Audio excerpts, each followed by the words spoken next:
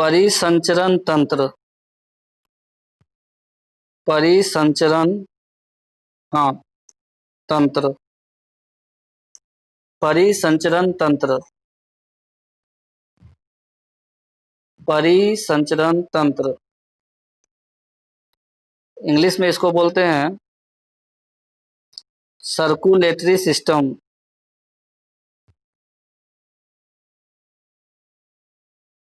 Circulatory system.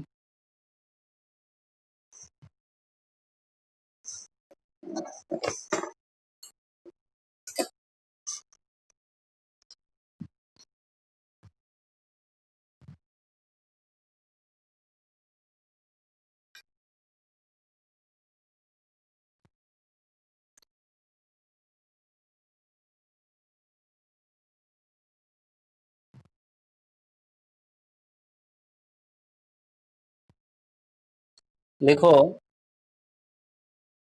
परिसंचरण तंत्र के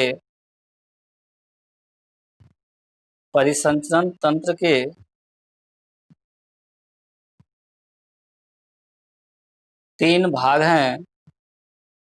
परिसंचरण तंत्र के तीन भाग हैं।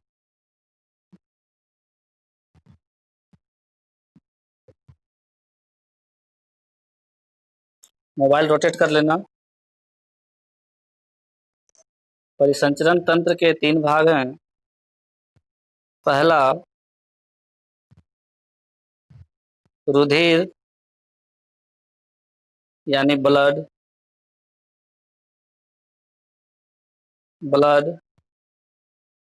दूसरा हृदय यानी हार्ट, HEART। और तीसरा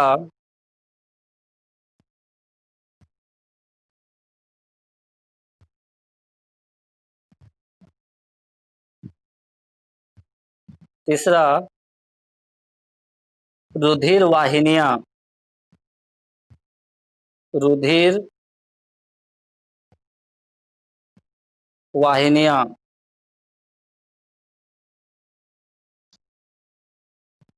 रुधिर वाहिनियां।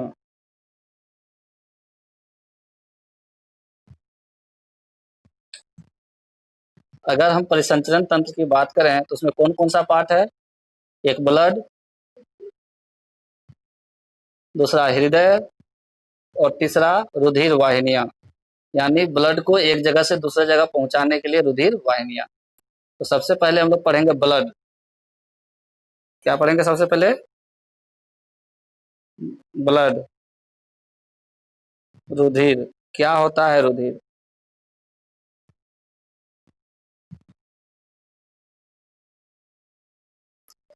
लिखो,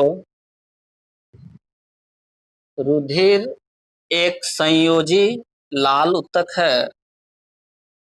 रुधिर एक संयोजी लाल उत्तक है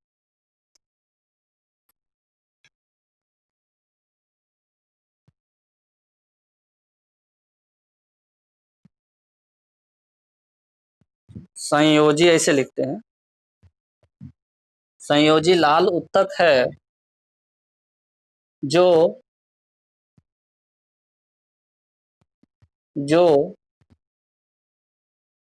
भोजन,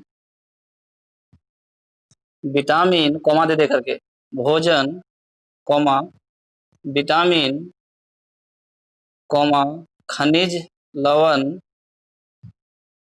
भोजन, विटामिन, खनिज लवण, comma, oxygen, comma, carbon dioxide, comma, hormone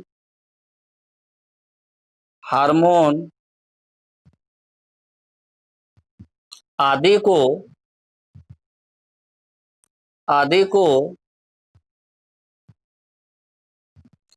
निर्दिष्ट स्थानों पर पहुंचाती है। निर्दिष्ट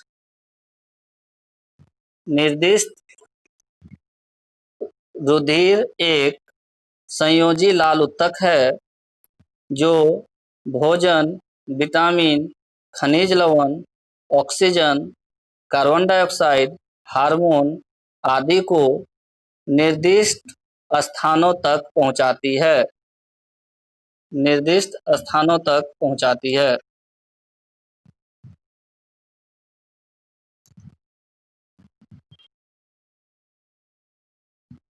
इसलिए इसलिए रक्त को, ब्लड को, रुधिर को, कुछ भी लिखना है लिख लो। इसलिए रक्त को परिसंचरित अंग भी कहा जाता है। इसलिए रक्त को परिसंचरित अंग, परिसंचरित अंग, सर्कुलेटरी ऑर्गेन भी कहा जाता है। परिसंचरित अंग,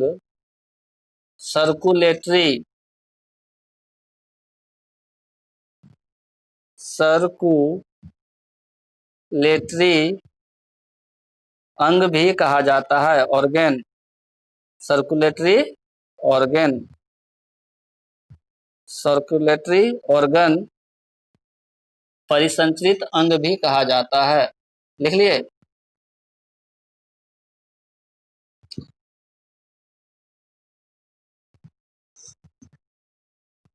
अगला पॉइंट लिखो।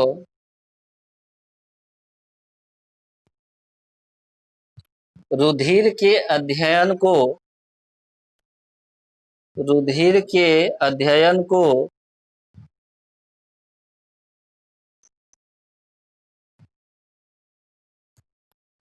हीमेटोलॉजी भी कहते हैं। हीमेटोलॉजी कहते हैं। HEAMATOLOGY,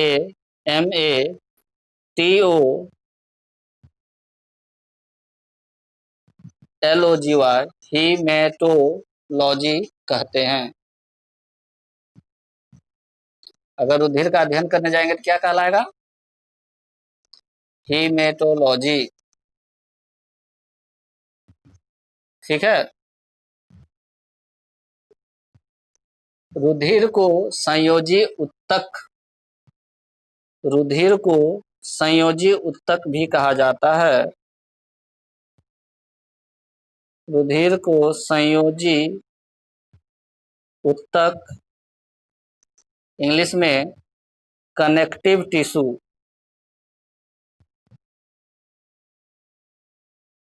connective tissue, connective tissue भी कहा जाता है।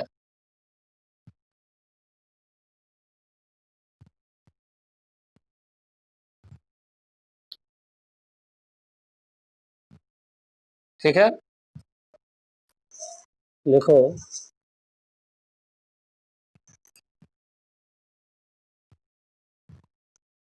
रुधिर का पीएच मान 7.4, रुधिर का पीएच मान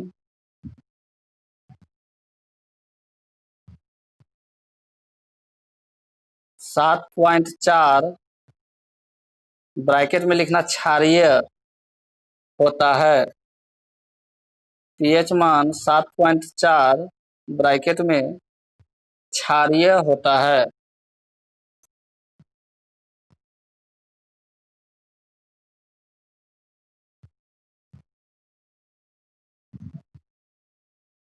एक स्वस्थ मनुष्य में, एक स्वस्थ मनुष्य में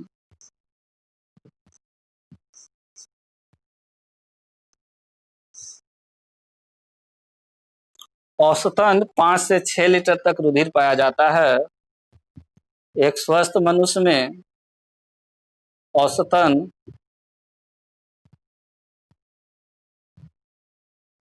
5 से 6 लीटर रुधिर पाया जाता है। ठीक है। औसत बात कर रहे हैं, यहाँ डिफाइन नहीं किया गया है कि वो मेल के लिए है कि फीमेल के लिए, औसत मान लिया। लेकिन क्वेश्चन आ जाता है कि ब्लड जो है मेल में कितना लीटर हो सकता है या रहता है, फीमेल में कितना रहता है। मेल में कितना रहता है, फीमेल में कितना रहता है। तो मेल में रहता है 5 से 6 लीटर,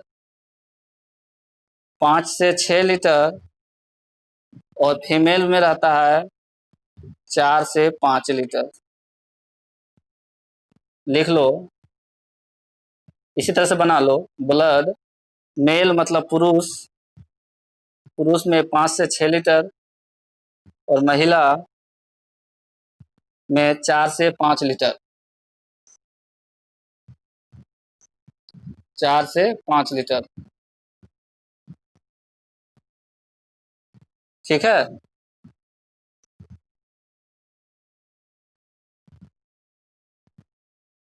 अब अगर हम मान लें एवरेज,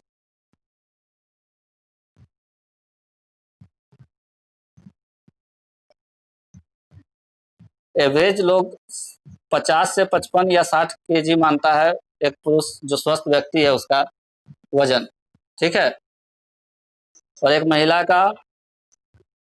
महिला का लगभग एवरेज मान के चल रहे हैं 55 से 60 किलो एवरेज रहता है। कोई कोई 80 किलो रहता है, तो कोई क्विंटल भी रहता है, तो कोई 40 किलो का तो रहता है। एवरेज माने 60 से 65 किलो में। और एक महिला का एवरेज जो होता है लगभग 40 से 42 किलो, 40 से 42 किलो। किसी का 36 भी रहता है, किसी का 38 भी रहता है, एक अलग बात है। तो अगर परसेंटेज निकालें ब्लड का, तो अगर लगभग 7% जो है वजन का 7% होता है। यहाँ पे एक नोट लिखो, नोट लिखो, शरीर के वजन का लगभग 7%, शरीर के वजन का लगभग 7% रुधिर होता है। शरीर के वजन का लगभग 7% रुधिर होता है। 7%।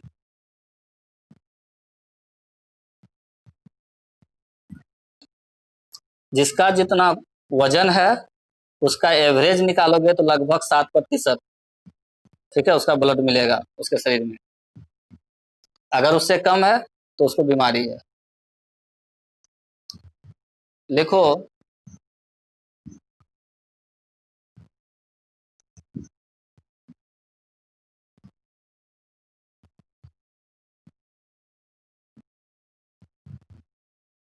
अगला पॉइंट लिखो, ब्लड रुधिर जल में घुलनशील होता है। रुधिर जल में घुलनशील होता है।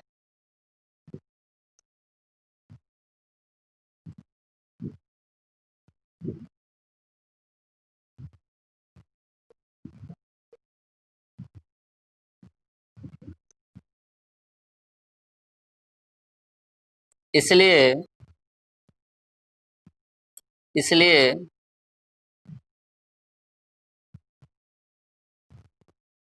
इसे अल्कालीन भी कहते हैं। मतलब जल अल्कालीन भी होता है, अल्कालीन। अभी समझाएंगे कैसे होता है अल्कालीन। जल में घुलनशील होता है इसलिए इसे अल्कालीन भी कहते हैं।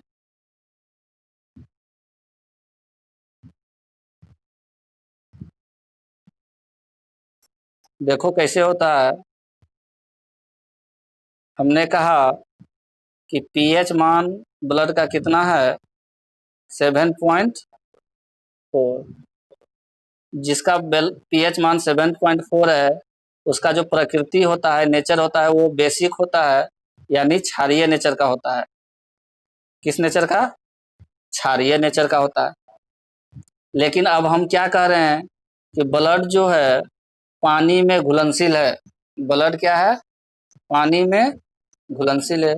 और जो भी चीज पानी में घुलनशील होगा उसका जो प्रकृति होगा वो अल्कालीन प्रकृति का होता है।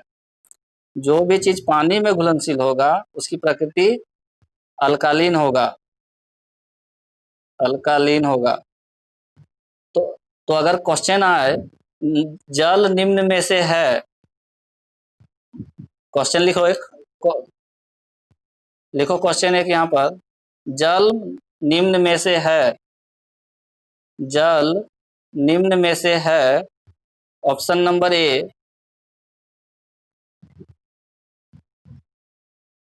अम्लीय, ऑप्शन नंबर बी क्षारीय, ऑप्शन नंबर डी अल्कालीन,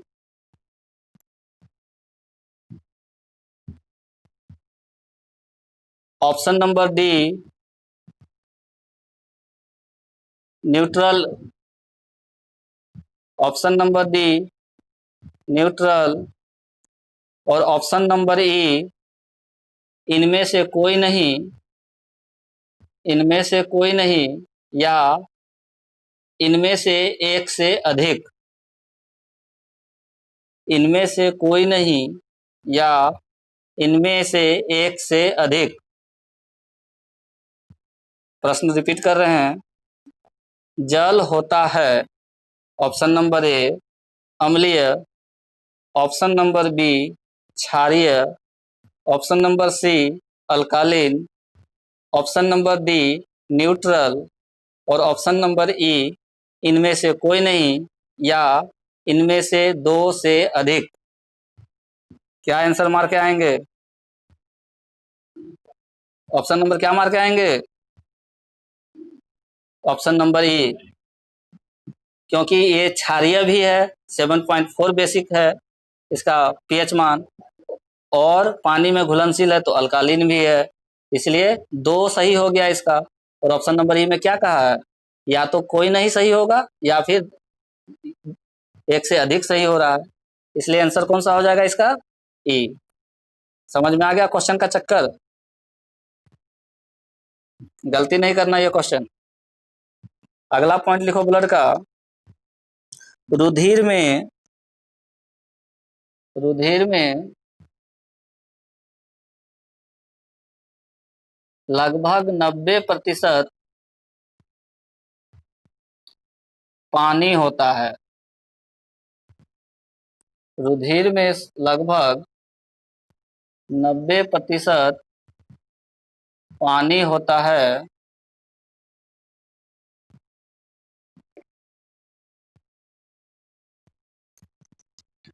ठीक है। अगला सबसे इंपॉर्टेंट पॉइंट नोट लिख करके, सबसे इंपॉर्टेंट पॉइंट रुधिर का, रुधिर का लाल रंग, रुधिर का लाल रंग रुधिर का लाल रंग उसमें उपस्थित, उसमें उपस्थित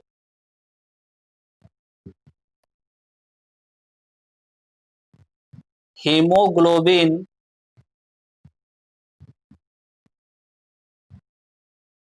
हीमोग्लोबिन शॉर्टकट में इसको HB लिखते हैं,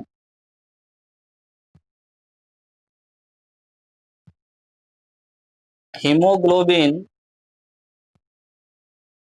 क्या लिखा है सेंटेंस बोलना,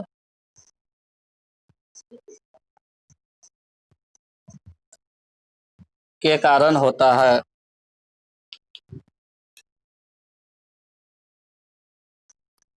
हो गया।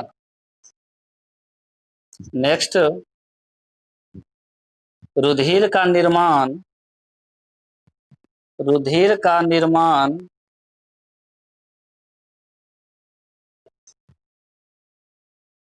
रुधिर का निर्माण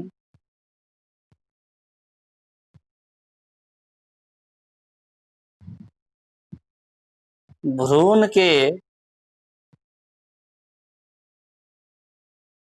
मीसोडर्म से होता है,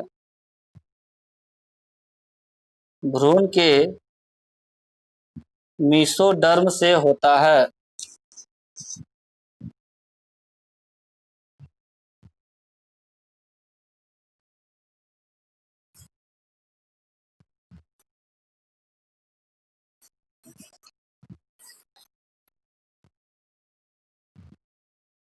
ये किसका लिखा रहे हैं?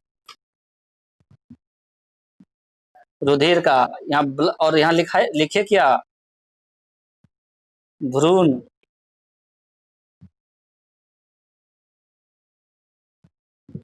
भ्रूण किसको बोलते हैं?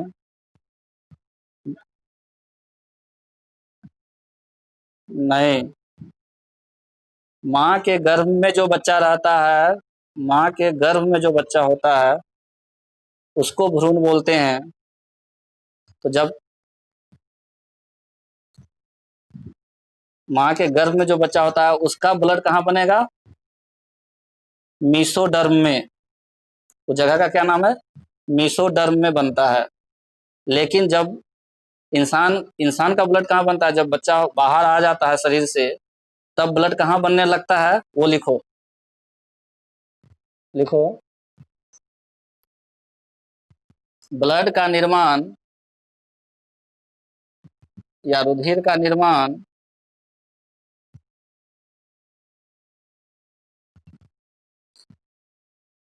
कहाँ? मनुष्य में लिखना जरूरत थोड़ी है, मनुष्य का बात कर रहे हैं। रुधिर का निर्माण अस्थि मज्जा बोन मैरो में होता है। अस्थि मज्जा, अस्थि मज्जा बोन मैरो, अस्थि मज्जा bone MARROW, MARROW bone marrow अस्थि मज्जा में होता है। अगर भ्रूण की पूछेगा, भ्रूण का ब्लड कहाँ बनता है, तो क्या लिखेंगे? मीसोडर्म में। और अगर पूछ दिया कि ऐसे निर्माण ब्लड का कहाँ होता है शरीर में, शरीर के किस भाग में ब्लड का निर्माण होता है? अस्थि मज्जा में। अस्थि मज्जा, फिर से लिख दे रहे हैं, दिक्कत हो रहा है तो। अस्थि मज्जा पढ़ाएंगे कि अस्थि मज्जा कौन सा पार्ट है। अस्थि मज्जा में होता है। अब हम लोग समझ गए ब्लड कैसे निकल बनता है। ब्लड को क्या बोलते हैं? सर्कुलेटरी ऑर्गन भी बोलते हैं। ब्लड को क्या बोलते हैं? कनेक्टिव टिश्यू, संयोजी ऊतक भी बोलते हैं।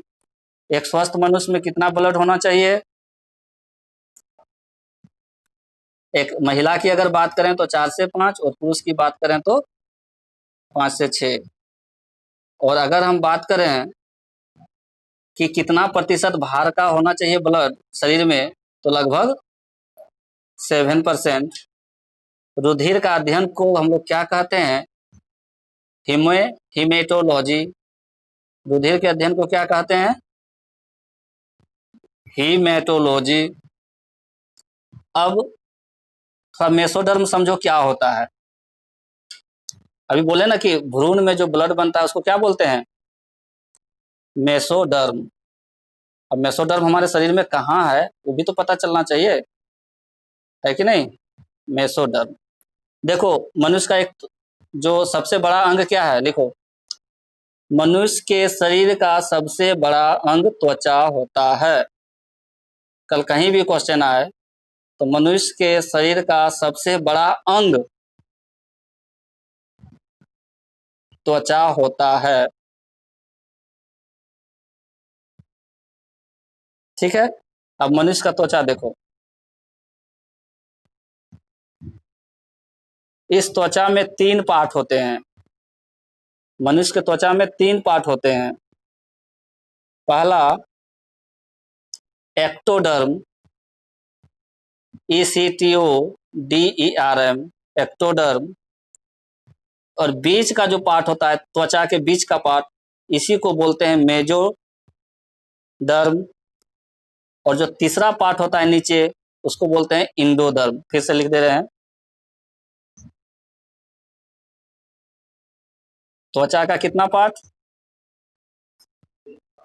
त्वचा का 3 पार्ट, 1 2 3। पहला बोले एक्टोडर्म। जहां भी डर्म शब्द आए इसका मतलब होता है त्वचा। देखता है जो खुजली उजली वाला आता है दवाई, सब में उसमें डर्म लिखा रहता है। एक्टोडर्म, जैसे ही डर्म शब्द आया इसका मतलब है उसका संबंध किससे है? त्वचा से है। तो पहला वाला को बोलते हैं एक्टोडर्म, दूसरा वाला को बोलते हैं मेजोडर्म, MESODERM, मेजोडर्म, और जो तीसरा वाला पार्ट है इसको बोलते हैं endoderm, ENDODERM, endoderm. Ectoderm, repeat करो सबको, एक्टोडर्म, मेजोडर्म, इंडोडर्म। जो त्वचा का बाहरी भाग होता है, जो हम लोगों के शरीर में सबसे बाहर का भाग है, त्वचा का सबसे बाहरी भाग है, उसको बोलते हैं एक्टोडर्म।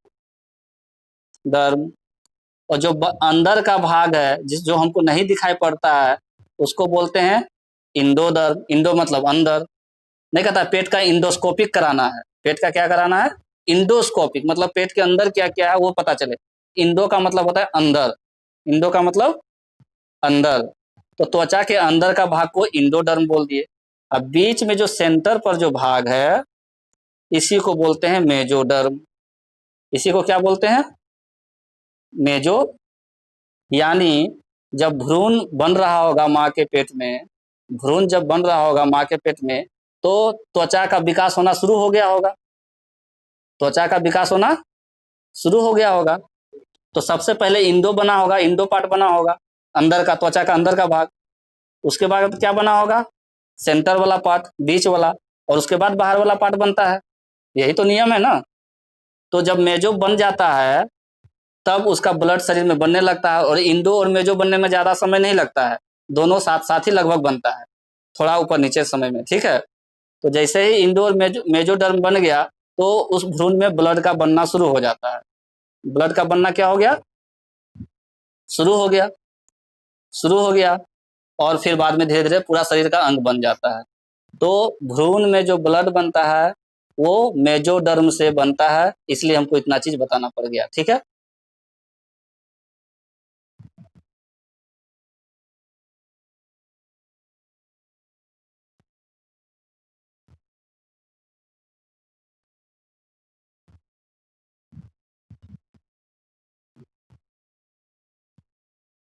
चलो, इतना हो गया।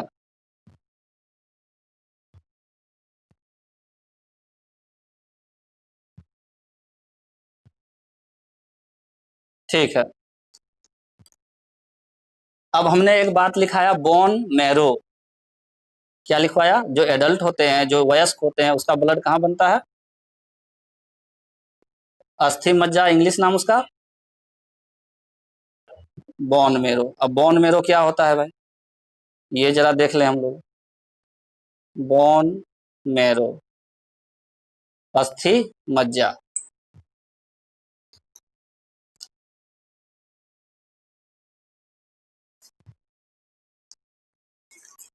देखो, हम लोगों का जो हड्डी है वो कुछ इस प्रकार से रहता है कि जो इसका सेंटर का पार्ट होता है वो खोखला होता है। क्या होता है, खोखला होता है, खाली जगह होता है। तो इसी खोखले पार्ट में हम लोगों का ब्लड बनता है, ठीक है। इसी को बोलते हैं हम लोग बोन मैरो, ठीक है। अच्छा, जिस आदमी में हड्डी नहीं हो, बोन नहीं हो, उसका क्या होगा, क्या नहीं होगा, कैसे नहीं शरीर होगा। अष्टावक्र मुनि का नाम सुना है, कृष्णा देखा था जब वो चलता था टेढ़ा होकर के, चला गया नहीं। अगर आदमी का शरीर बन जा सकता है, लेकिन अगर हड्डी नहीं है या हड्डी कम है, उस अवस्था में क्या होगा, खाली मांस का शरीर रहेगा, है ना। एक एक मांस, दूसरा मांस, दूसरा मांस, दूसरा मांस, तो वो क्या होगा, इधर उधर चला जाएगा, वो फिक्स नहीं होगा। जैसे हम लोग जब घर बनाते हैं, तो हम लोग चाहें तो सीमेंट और गिट्टी से सीधा ढलाई कर सकते हैं, नहीं कर सकते हैं, ढलाई तो हो जाएगा। रोड सब में तो अथी नहीं देता है, गिट्टी और सीधे ईंटा डाला, गिट्टी और सीमेंट बालू मिला करके मसाला डाल दिया, छड़ देता है, बहुत कम जगह देता है। लेकिन घर में हम लोग जब पिलर बनाते हैं तो छड़ देते हैं ना, 3 गो 4 गो 2 गो है। छड़ देने का मतलब क्या है कि ये इसका जो मसाला है उसको पकड़ के रखेगा, इधर उधर जाने नहीं देगा। तो वही काम हड्डी का होता है शरीर में। वो उसको सीधा रखता है, जहाँ जरूरत होता है जैसे रहना रखना होता है उस तरह से एक मात्रा में बढ़िया से पकड़ करके रखता है। ठीक है, जो काम हम लोग के घर में छड़ करता है वही काम हड्डी करता है हम लोगों के शरीर में। ठीक है, समझ में आ गया क्या?